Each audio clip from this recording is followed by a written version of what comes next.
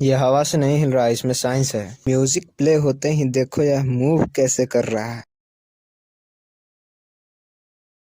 यह पूरा सिस्टम एक मैग्नेट, एक कॉइल और एक ड्रम से ऑर्गेनाइज्ड होता है। जब कॉइल में करंट फ्लो करता है तो उसमें एक इलेक्ट्रोमैग्नेटिक फील्ड उत्पन्न होती है, जिसके बाद उस पर अगर हम मैग्नेट रख देते हैं तो दोनों में अट्रैक्शन और रिपल्शन हो जाता है। वहीं अगर कॉइल से हम जोड़ देते हैं एक ड्रम को तो ड्रम में वाइब्रेशन होता है और इस तरह से साउंड प्रोड्यूस होता है।